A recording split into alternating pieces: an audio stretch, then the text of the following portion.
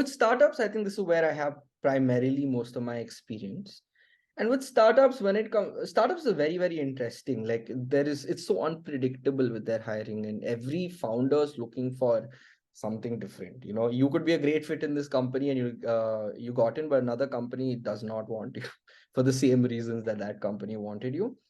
And I think with startups, one of the things you need to keep in mind is the founding team is so involved in the hiring, especially in early stage startups. They will directly come for the interviews. They hire their own talent a lot of times, or one of the upper positions in the early stage startup will be involved in the hiring. And I think with startups, I'll tell you two things. Number one is if you want to get in everywhere, you want to seem like a hustler, because startups are no joke. Like I work in a startup right now, you're working in a startup right now, and we know that it's no joke. You're doing so many things at any given point.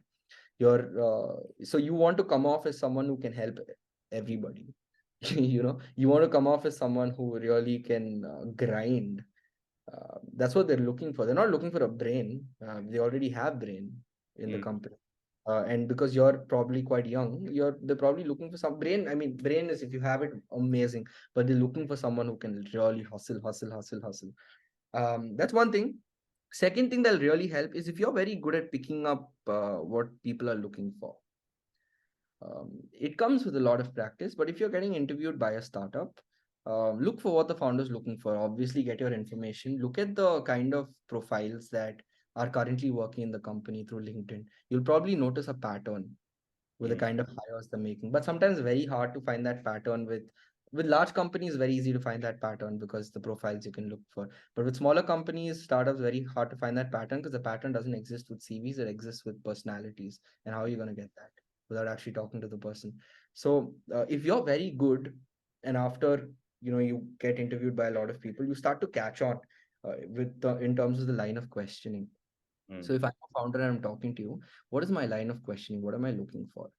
Is I think super.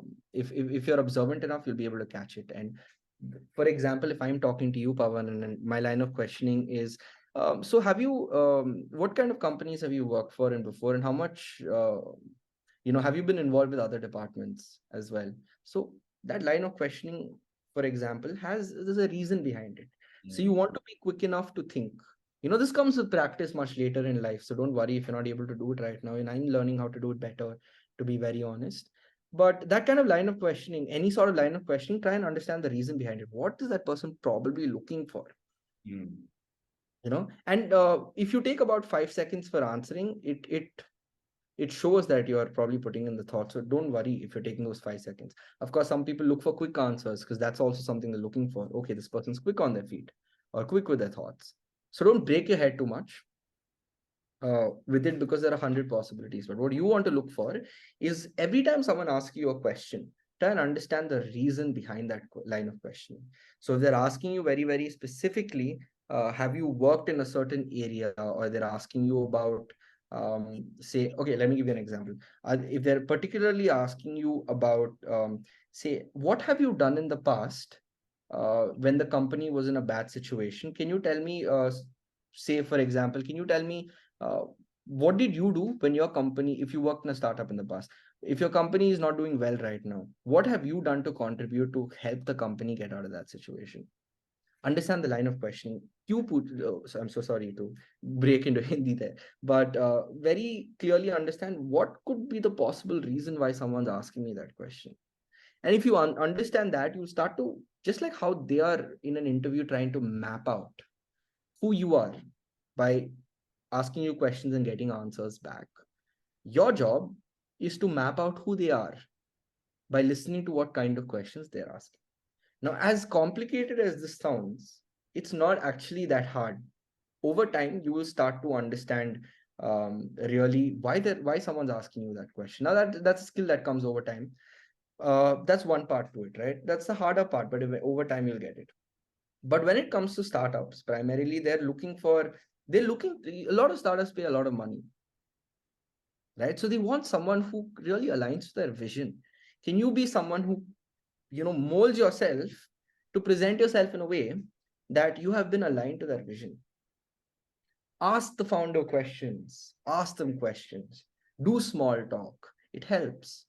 Small talk is so important in interviews. I can't stress enough how important it is in interviews. It shows a lot of, I think a lot of behaviors get shown through it. And when you're specifically talking about learning more, when you ask these questions, a founder will give you information, key information that you can mold your answers accordingly to it. So I would say these are some of the very important things. If I have to, because I've said quite a few things, I'll put in a nutshell again. I would say with startups, number one priority is really try and do as much research on them as possible. Number two is pay attention to their line of questioning to understand what they're looking for and mold your answers accordingly. Number three, seem excited, seem as someone who can, contribute to a growing organization in multiple different ways, and you're excited about what they're doing rather than someone who's just looking for a job and is desperate. And number four, do as much research as possible to understand what their vision is and align yourself to it. So I'd say these are the four most important things when it comes to if you really want to land that job in the startup. Of course, it goes without saying for both MNCs and startups that you need to know your role, or at least seem as someone who's that's a given, right? I haven't really spoken much about it, but your role itself that you're applying for, you naturally need to understand what the role is about. And if you're someone who doesn't understand the role, do as much research as possible and come off as someone who's willing to learn or willing to take that small pay cut. Because when you deliver value, people will pay you as much money as possible to either get you or keep you. Yeah. Got